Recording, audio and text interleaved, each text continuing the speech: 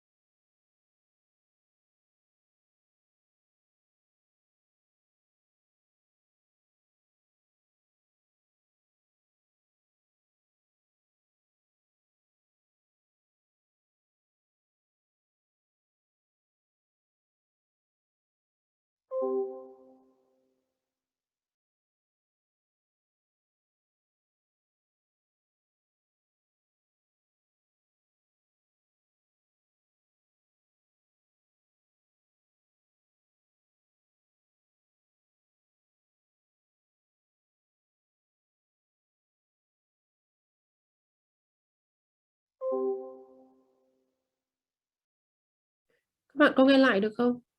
Alo lớp mình ơi, Có. cô không biết phải làm nào luôn ấy. Như kiểu buổi trưa nó nghỉ sao mà không thể làm.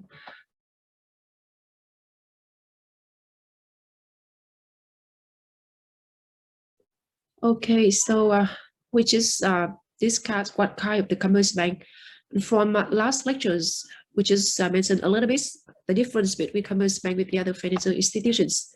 So that's why some of you maybe we have main ideas about the commerce bank. When we mention about the commerce bank, we look at the core business, that is financial institutions have a function to take deposits from the savers and then makes lendings to the borrowers in the economy. Okay, so we can understand that the commerce bank, that is financial intermediaries, and here is a very interesting definition. When you look at the picture here, the bank is a place where they lend you. Cô ơi, mạng lại sao hay sao ấy ạ? Nghe cứ giật giật. Is it better? Could you hear me? Could you hear me better?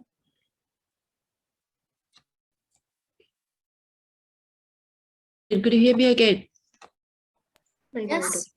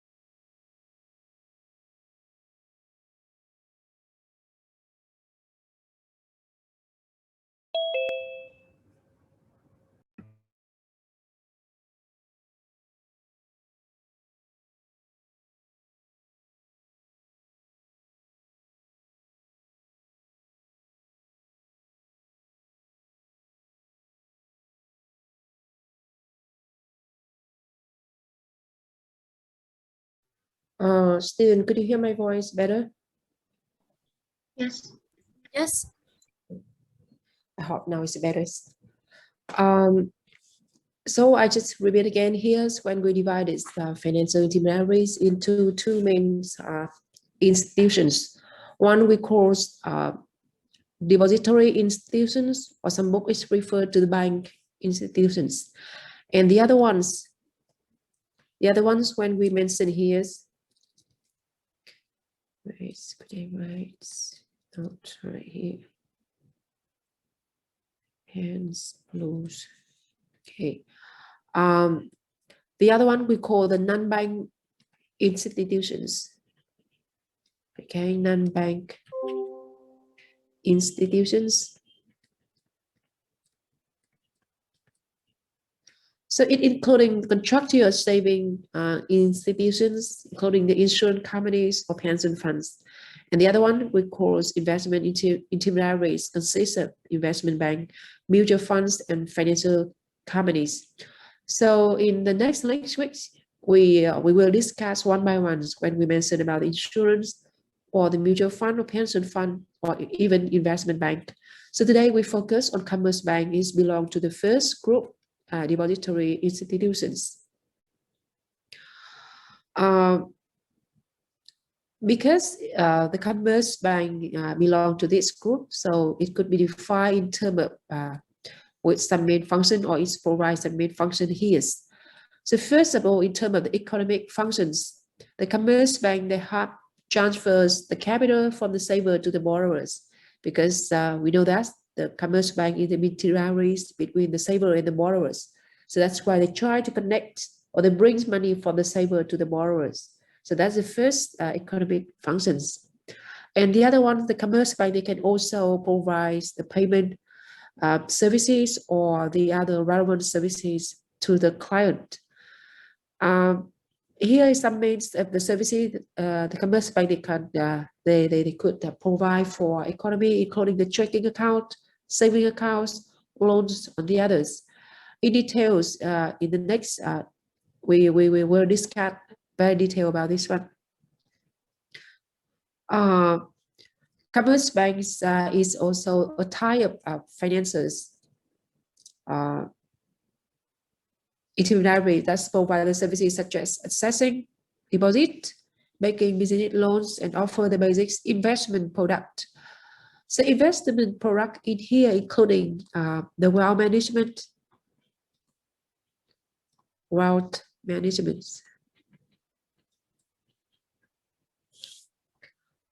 sometimes it's referred to assets management.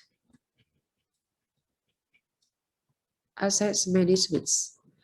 And in the developed countries, such as in US, the term of Commerzbank normally is used to distinguish or the difference with the investment bank. Both of them is totally different, because the Commerzbank, they focus on deposits and loans. However, the investment bank, they focus on investment services. Investment services, and maybe you have a main idea about this one. However, after Great Depressions, through the Glass-Steagall Act, the U.S. Congress required that the Commerzbank only engage in the banking activities, whereas the investment bank were limited to the capital markets activities. So before, in the U.S., they want to merge between the Commerzbank and investment bank. It means they allowed the Commerzbank, they can borrow money from saver or from publics, and then they make investment on the capital market. However, after Great Depressions, because of very dangerous for the economy, so that's why they need to separations between the Commerzbank and investment bank. In terms of the services provided, the function of the Commerzbank could be divided into main types. One we call primary functions, and the other one we call the secondary functions. Primary function, or that is the core business of the Commerzbank. Okay, the core business, including the assets, deposits, or it means the Commerzbank, they are allowed to take money from the savers. And granting advance, it means the bank can make loans for the economy. And in details, you can see on this column, here is some type of deposits that the bank offer for the public or for client, including the saving deposit, fixed deposits, or current. In terms of the lendings, we can see here is the overdraft, credits, loans, or discount of bills. So what it is, next time we will discuss detail about the services when you mention about the balances of a specific Commerzbank in Vietnam. On the secondary functions, including the agency function and utilities functions. So what is the agency function? It means in this case, The Commerce Bank, they offers the services based on the benefit of client. Let's say they provide the transfer of fund. It means the transfer money for the client from this bank to the other bank, or they offer the periodic payments, collection of check. It means the company, they sell product and services, and they can ask the bank, or they can require the bank collect money from the clients on behalf of the company. They also provide the portfolios management. That's the kinds of investment services on the capital market, and refer to utilities functions, including drafts, lockers, underwriting. Sorry, underwriting is mean Commerce Bank, they try to issue securities on the capital markets for issuer, including the firms or the governments. Commerce Bank, they also offer the social wealth programs or the other utilities functions. Thus, Commerce Bank could be housed in different type of organization structures. They could be held in terms of units bank. It means they offer all services from one office. It means you just the Commerce Bank, they just have only one unit. And in this case, it just it's normally suitable for the small bank, because the newer small bank, they are generally is a units bank. However, if the bank, they become the bigger and bigger, at that time maybe they move to the other type of structure, is a branch bank. So branch bank is when they offer the full range of services from several locations, and each bank has its own management team with limited decision-making authorities. Commerce Bank could be held in terms of financial holding company. That is a very special type of holding companies that maybe offer a broader range of financial services. So whenever you heard about the holding, sorry, the holding is mean the Commerce Bank, they offers the bank services and investment services.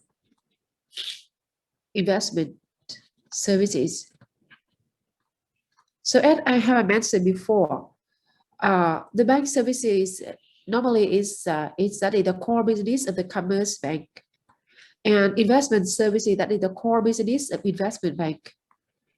So in some countries, long ago, the Commerce Bank, they are allowed to do the business of the investment bank.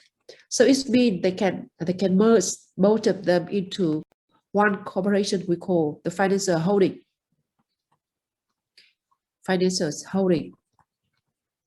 But you know that the Commerce Bank, they operate on the money market, and investment bank, they work or they operate on the capital market in here. So in some countries, they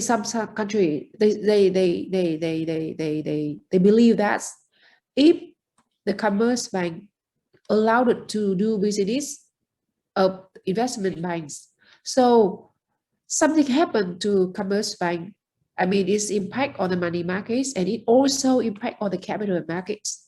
And you know that both of them construct the financial market.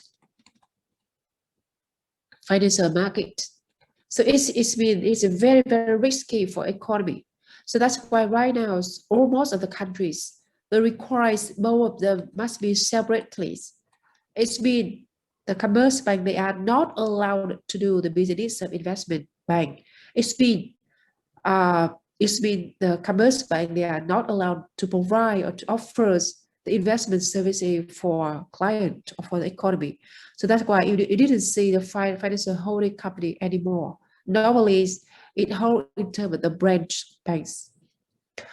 Here are samples of a small bank organization structures, and you see the first, or I mean the head of bank is belong to the board of chairman, or that a president or the CEOs, Okay, that is the guys that will be host companies in terms of the lending, divisions, accounting, funding, trust, divisions, and under that they have a small department or detail department.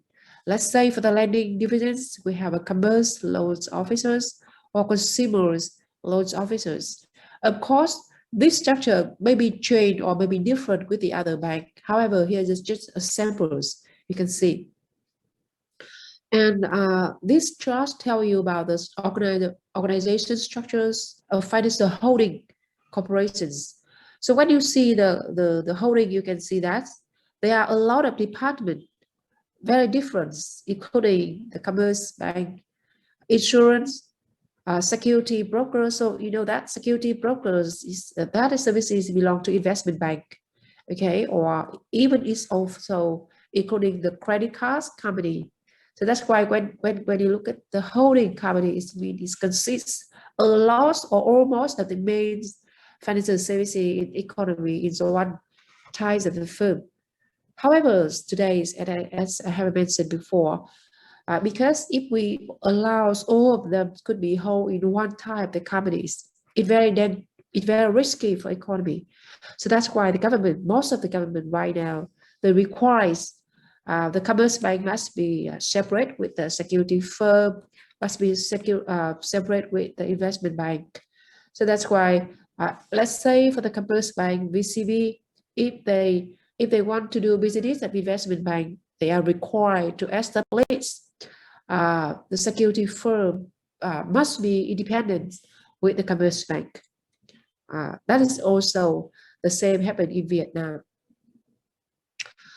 Here is the balances. Here's the balances at the commerce bank. And normally, when you look at the balance sheet, you see that one side is assets, and the other side is the liabilities or liability and equities, and it's forming the capitals of the commerce bank. So on my right hand side first, when you look at the capitals of the commerce bank, so first of all you see the bank capitals. The bank capitals including I'm sorry, including the charter capitals. The charter capitals. It's also including the capital surplus,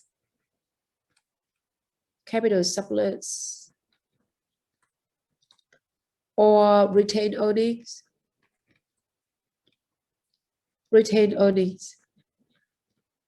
and the others here. Sorry. For the liabilities, the main parts of liabilities, that is the deposits from the savers, and non-deposits in terms of the borrowings, borrowing from the other bank, borrowing from the government, from the central bank, or even borrowing by issuing bond. And on the asset side, you can see that the first items refer to reserves and cash, and the next one refer to security that or investment of the commerce bank. I mean, how the commerce bank use money to invest in securities, loans, including very kinds, a lot of type loans, commerce, real estate, or the consumers, or the others. So in details here, we describe our balances in terms of the source of funds and the use of funds. So the source of funds mean how the commerce bank they raise money, or how the commerce bank they get money. So when you look at this one, we have seen some main part of short of fund. First one is in terms of deposit, which means the bank they get money from the savers, or they take deposit from the savers. And the second one is the non-deposit borrowings. In this case, the commerce bank they can borrow from the central bank, or they can borrow from the money markets with the other commerce bank. And the other non-deposit borrowing is mean, in this case, the commerce bank they issue debt security, or that is mean they issue bond. And the last one is referred to the equities, including the retained earning and equity securities. And in terms of the use of funds, once again, the banks, they need to hold or maintain the minimum cash as the reserve requirement. They also can use money for investing. They can invest on the capital market instrument or the money market instruments. And mainly they make loans for the economy in terms of consumers and business. So in detail here, in theory, the bank can offer the different kinds of deposit services in order to raise capitals. Let's say for the checkable deposit, that is a bank account allows the owners of the account to write checks to the third parties. So these services normally is offered for the firms. Checkable deposits and money market deposit accounts are payables on demand. I mean, that is a kind of the demand account. The checkable deposit is usually the lowest cost source of bank funds. Why? Is because in this case, the bank, they don't know exactly when the client they withdraw money or when the client they needs money. So that's why the commercial bank, they always in the passive situations. So that's why it's leading to the lowest cost short of the capitals. For the non-transaction deposits, including the saving account and time deposits, and maybe for two main types, this one you are very familiar, or you know this one very clearly. That is the case. The client, they go to the bank and open an account and put the money for a certain time. So it's referred to the saving services and time deposit. In this slide, I just make the difference between the saving account and time deposits. So one side you can see the saving account, that is the most common type of non-transaction deposit. So in these accounts, the fund can be added or in or out of the economy at any time. At any times. The transaction and interest rate payment are recorded in monthly statement or in the passbook. However, for time deposits, it have a fixed maturity term for several months to over 5 years. And this book or these deposits have a small denominations, just normally less than $100,000 in US, and are less liquid for depositor than the passbook saving or saving account. However, it's give you the higher interest rate, and so that's why they are mostly costly short of fund for the bank. Some large denomination time deposits also are available for client right now. Its denomination is more than $100,000. In terms of borrowing is mean the bank they can get money from by borrowing from the central bank or the other commercial bank, or even they can borrow from the large corporations. So first of all, the commercial bank they can borrow from the central bank at the discount rate. Discount rates when we mentioned about the central bank and monetary policies. And in this case, the loan from the central bank is referred to discount loans, or sometimes it's known as advance. Commercial bank also borrows reserves overnight in the interbank market from the other commercial bank or financial institutions. One kind of the source of borrow funds, the loans made to the bank is by their parent companies, or if the bank hold in terms of the financial holding corporation or the companies. So if they lack of money, they can borrow from the mother company. Borrowing have become more important short of the bank over time, because this creates income, interest rates income for the bank. And because here is the core business, so that's why it's provide very important short of income for the commercial bank. The capital, or that is the equities of commercial bank, that is the difference between the total assets and liabilities. The bank capital is raised by selling the new security or from retained earnings, as I mentioned before. Retained earnings mean after the bank deducts everything, they have a net profit, they pay dividends. and they leave a part in terms of retained earning for reinvestment or restructure of the bank. The bank capital considered as a cushions again a drop in the value of its assets. So in the case the bank has a problem or the bank faces up with the risk, the default risk or liquidity risk or something like that. So the bank capital is considered as a cushions to observe the risks or to prevent the commercial bank of the default risk or interest rate risk or something like that. So this chart gives you how we could connect the different items of the balances of the balance sheet for the commercial bank. So in detail, the commercial bank assets are referred to the use of funds, and the interest rate payment earned on them are what enable the bank to make profit. Okay, so that is the circles. So reserves, what is the reserves? All bank hold some of the money or the capitals because that is the requirement from the central bank. So when we last time when we discussed about the monetary policy, and we know that's reserve requirement, that is one kind of instrument the central bank to use to conduct monetary policies. So that's why almost of the commercial bank, they are required to hold a certain amount in terms of reserves. Some reserves could be or refer to required reserves could be held because of the central bank. Okay, so normally it's the rates of reserves requirement about the 10%.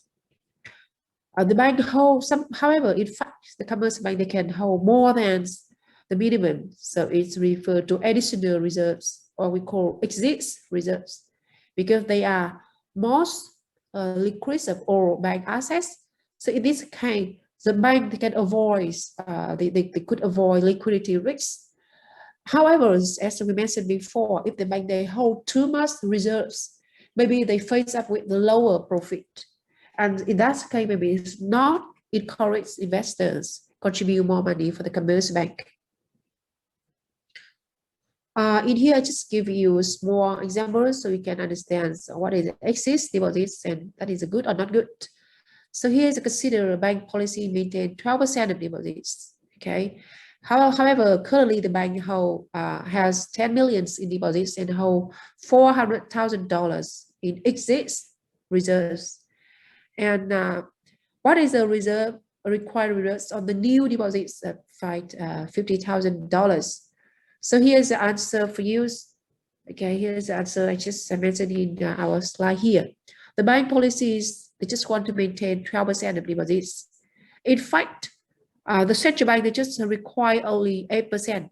So it's been right now, the bank, they hold more than 4% of 10 million US dollar. So that's equal with $400,000. So if now they have so 10% right now is equal with the minimum reserve requirement plus exit reserves. And so that's why if the bank have a new deposits of $50,000, so the reserve or required reserves on this money is equally with $4,000. On the balance sheets, you also see the item refer to the cash items in the process of collections. Okay, so that is a kind of trackable account. That's the bank offer for client, especially the offer for the business or the firms to make payments. Deposit at the other bank is mean the commercial bank, they can also open the other accounts with the larger bank or the mother bank, and so they can put money in there. So we call that as a cash items here. Besides lending, the commercial bank there, they can also allow it to make investment in terms of holding securities. Okay, so however, the commercial bank they are required to make safety investment.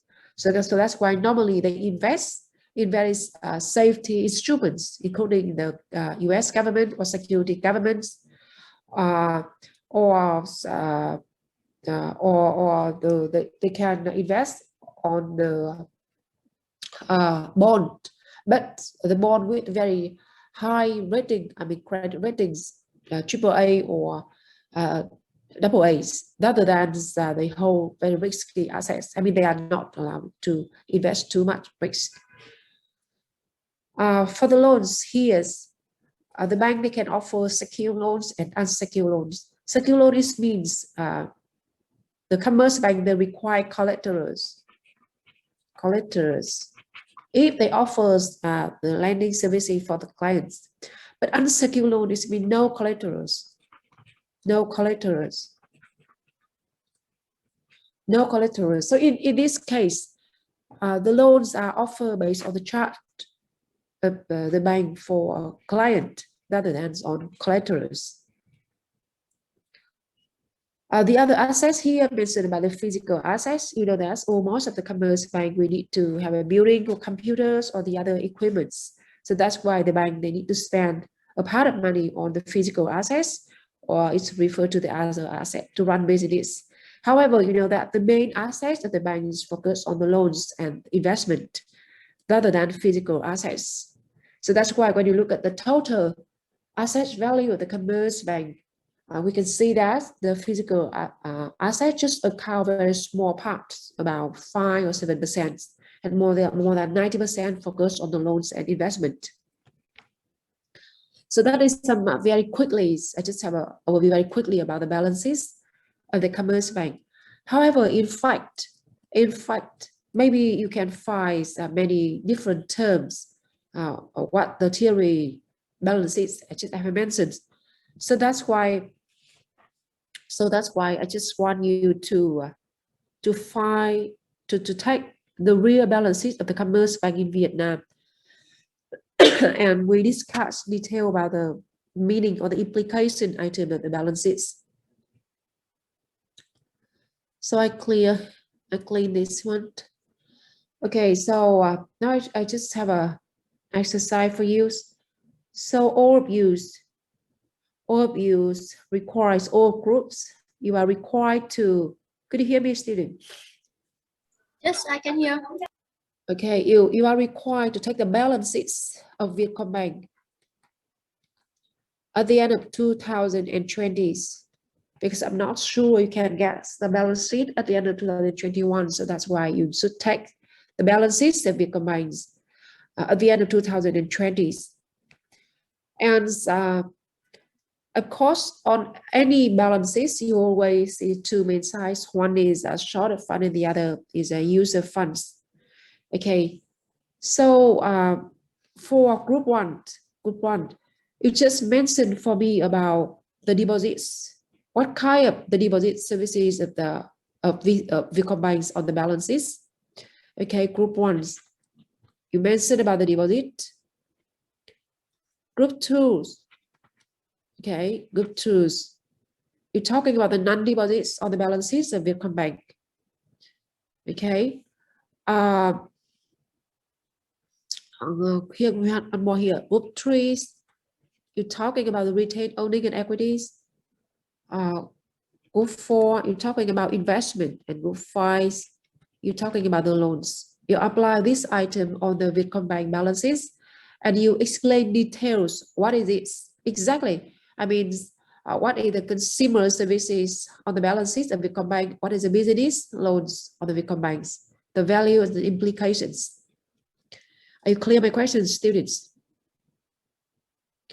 You can compare it with the balances and the note to financial statement of Vietcombank.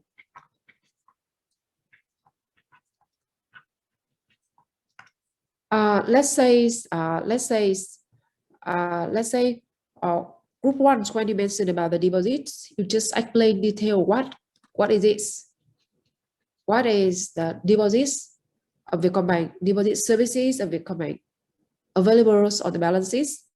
Okay, and when you mentioned about the values, you also mentioned about is contribute how much, I mean the weight of the total assets. The total assets. Let's say you see here the deposit is total assets is 10 millions and deposits is 2 millions. So that's why the weight here is 2 divided by 10. So that's you have a weight of deposits on the total assets of the Commerzbank or the Vietcombank. Are you clear my point, students? Could you hear me? Lớp mình có nghe được cô nói không? Dạ có. Tất cả các bạn chỉ dùng một cái báo cáo của Vietcombank thôi ạ. Báo cáo bằng cân đối kế toán của Vietcombank, nhưng các bạn chỉ cần lấy 2020 rồi, về 21 cô nghĩ là cô sợ là chưa, không biết có không, để chắc chắn ta lấy 2020 này. Thì các bạn thấy là bao giờ cái báo cáo tài chính thì nó cũng sẽ có cái phần là thuyết minh báo cáo tài chính, notes to the financial statement. Thì để hiểu hơn thì mình kết hợp cả hai cái với nhau. Thế thì giả sử nhóm 1 ta nói về cái deposit tiền gửi của ngân hàng Vietcombank trong năm 2020 chẳng hạn, thì các bạn để xem liệt kê xem nó gồm có những cái khoản gì. Thế thì có thể là trên bảng cân đối kế toán nó rất là ngắn gọn, thì các bạn có thể là vào cái thuyết minh báo cáo tài chính, các bạn giải thích xem là cái khoản tiền gửi đấy nó gồm chi tiết cụ thể gồm những cái gì, và cái giá trị của khoản tiền gửi đấy nó chiếm tỷ trọng bao nhiêu trên bảng cân đối kế toán của Vietcombank. Được chưa? Lê Bình ơi. Tương tự như vậy đối với nhóm 2, nhóm 3, nhóm 4 và nhóm 5, ta giải thích xem nó là cái gì. Từng cái item đấy nó là cái gì, chúng ta giải thích các cái nội dung ở trên bảng cân đối kế toán của Vietcombank, ta hiểu hơn về cái balance sheet của ngân hàng thương mại. Các rõ câu hỏi chưa nhỉ? Dạ. Vâng ạ. Ok, các bạn làm rất là nhanh, trao đổi rất là nhanh nhé, khoảng 15 phút thôi. Sau đó chúng ta quay lại, ta trao đổi cụ thể hơn với nhau về các cái nội dung bảng cân đối kế toán của ngân hàng thương mại. Ta lấy một cái ngân hàng cụ thể là ngân hàng Vietcombank năm 2020.